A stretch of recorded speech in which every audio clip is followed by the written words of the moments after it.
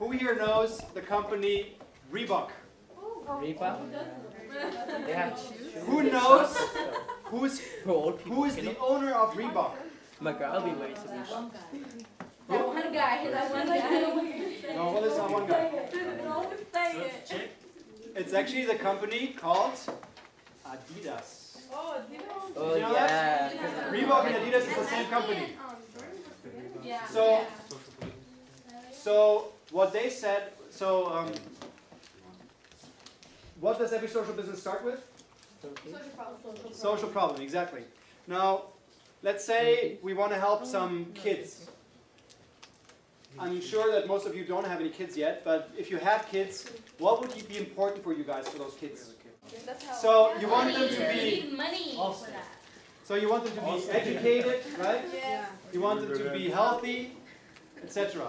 What I often say when I'm asked what do you want for your kids is like, I want them to not have any obstacles to really reach where they could go. So if they can develop to be a superstar, there shouldn't be any obstacles in their way.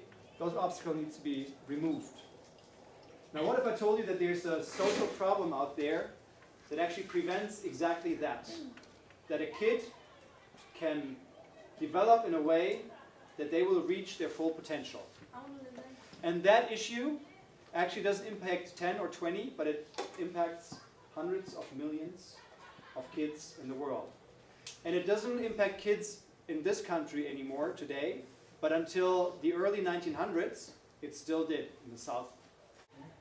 Now, let me tell you what the social problem is. This is the social problem. And this does not come out of any horror movie or something like that, but this is called a hookworm. A hookworm is a parasite. When you walk around barefoot, then suddenly you step into this hookworm. And this hookworm enters then where you see there where the things are, either between the toes or at the soft parts of your feet. That's where this little worm enters. And by entering, it enters into your bloodstream and it goes up through your blood and eventually it ends up in your lungs. Now, in the lungs, it starts to multiply. As we said, it makes babies, yeah? It starts multiplying and it grows bigger. What happens when you actually have something big stuck in your lung? You can't breathe. You can't breathe, you have to cough, right? You go, And you cough it up. so you cough it up, and that way this larva, you cough it up in your mouth, and you swallow it. That way it gets into your stomach, And they eat all the food. and then into your small intestine. And in your small intestine, this parasite And says, it comes out the other end. awesome, this is the perfect place for me to be. Because what I can do here, I can rest, I hang out here, and I can eat all your red blood cells. What is the function of the red blood cells in the body? Your brain. They're there to transport the oxygen to whatever parts of your body need oxygen.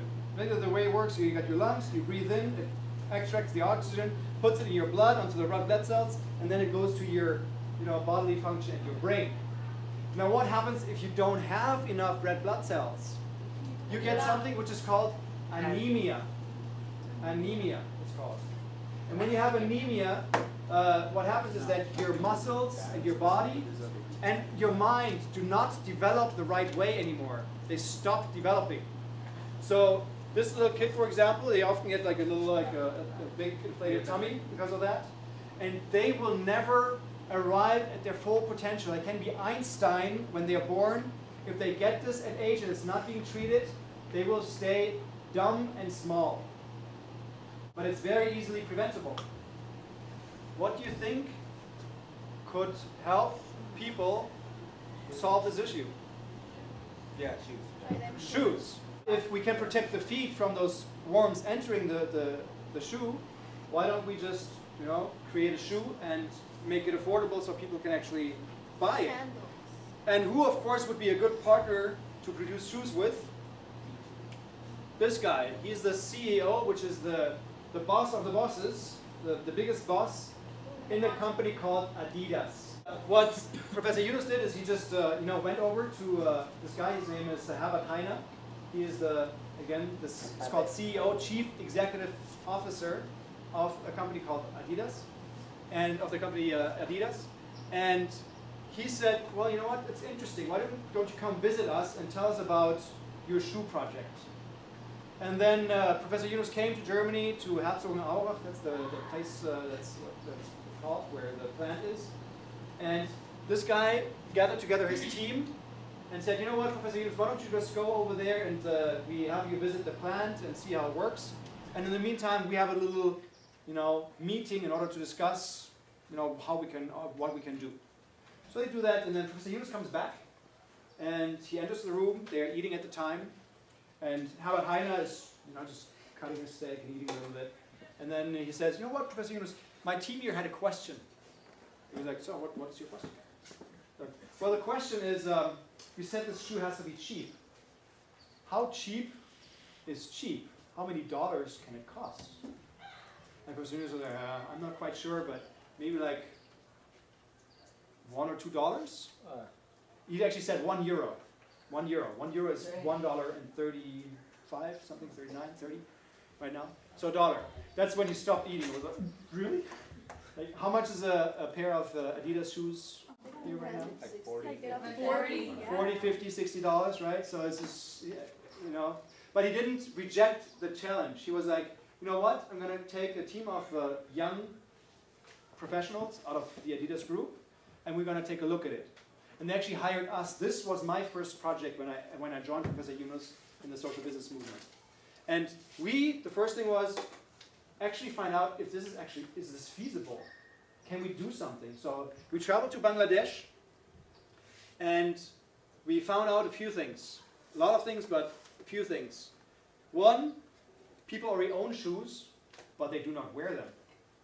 Weird, huh? Why would they not wear them? Because they don't fit. Because they're not used No, to they can buy shoes. Because they're not used to wearing shoes. That's one thing. For example, kids especially, they don't wear their shoes. Why? Because remember, those people make less than $1.25 a day. Shoes are a big investment for them. So if they run around playing soccer, for example, with their shoes, they mess up their shoes, they get in trouble. So whenever they play, they take off their flip-flops and they play barefoot. That's crazy.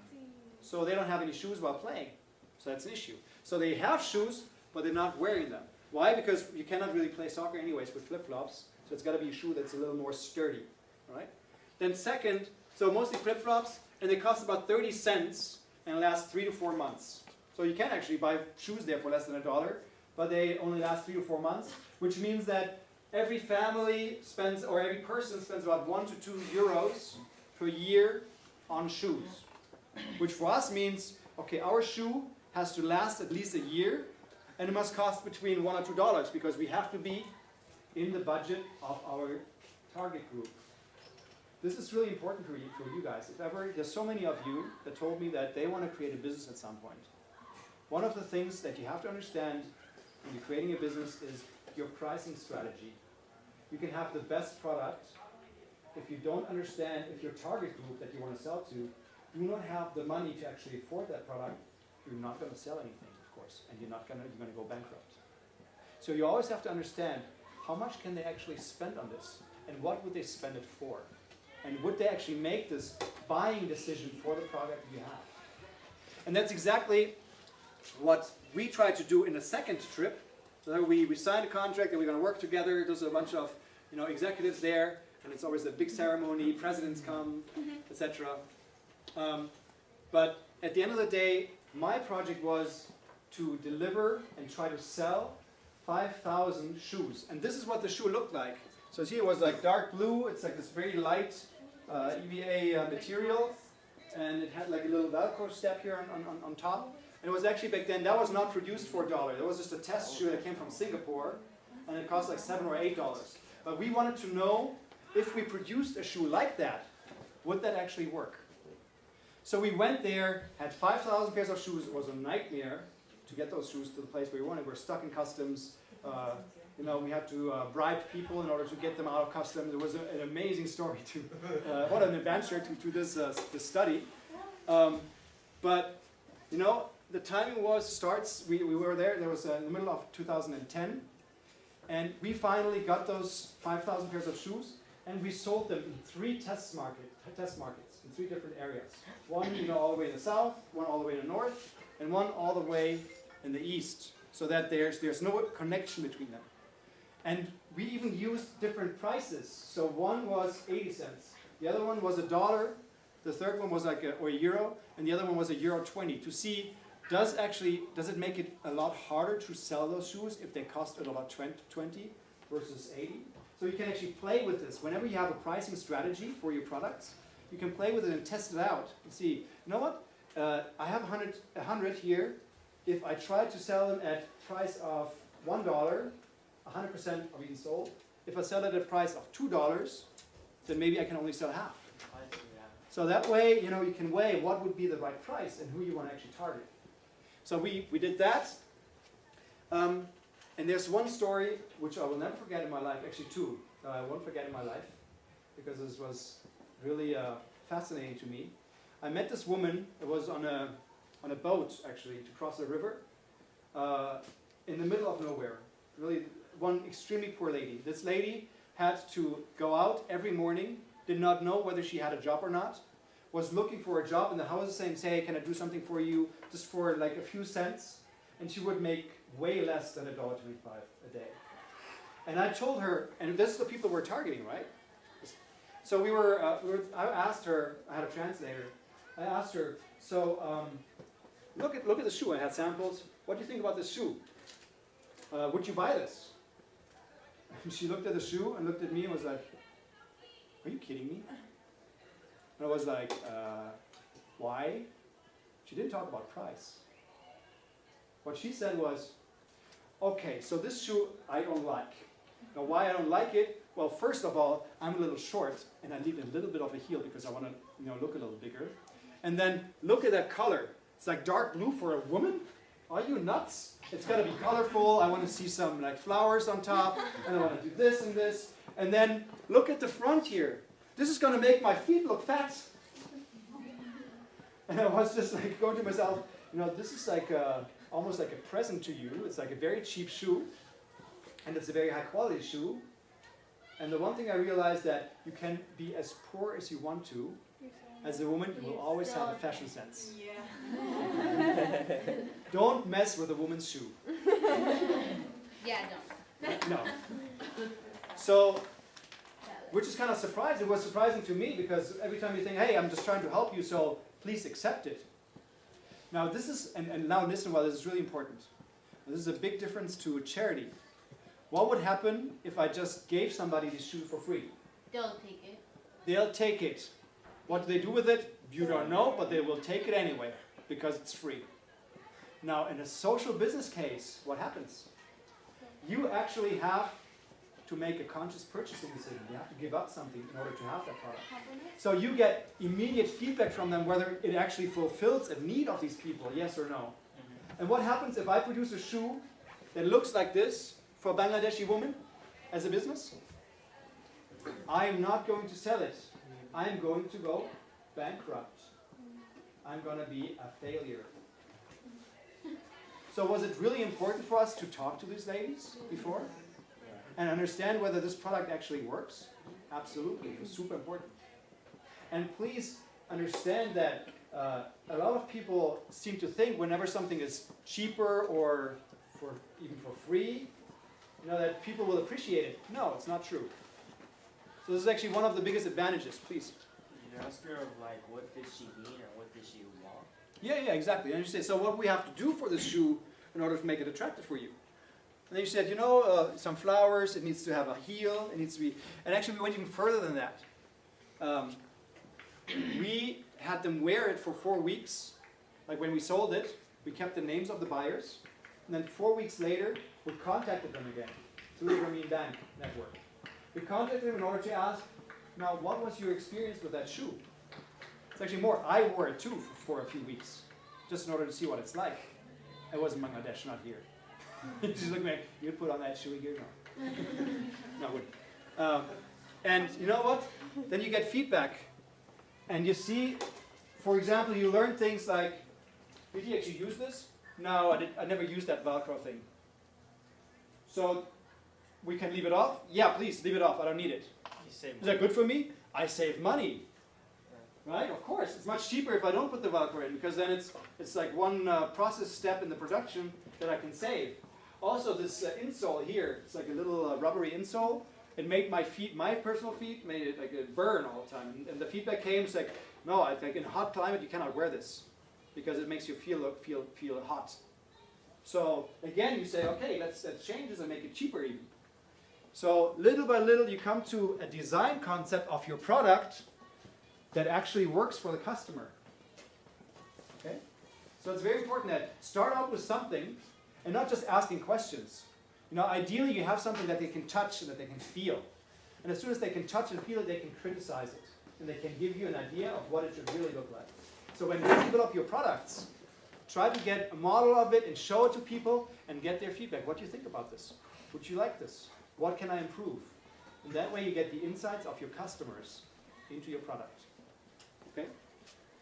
The other really important thing for me, an emotional experience for me personally was that the only purpose of this kind of business we said is to solve a social problem, but also we want to maximize the social value along the entire production process and everything. So it's not just the product that should create social value by protecting them from the hookworm, but it's also, for example, creating employment for people that don't have a job. And for example, we tried out different distribution channels. And distribution channels is a way to sell it. Like for example, you can sell things online, you can sell them in a store, you can sell them in a wholesaler, Costco or something. And those are called distribution channels. They don't have that in Bangladesh. But what we wanted to do is give some really poor ladies a job. People that would go out every morning and not have anything to eat, and that would beg.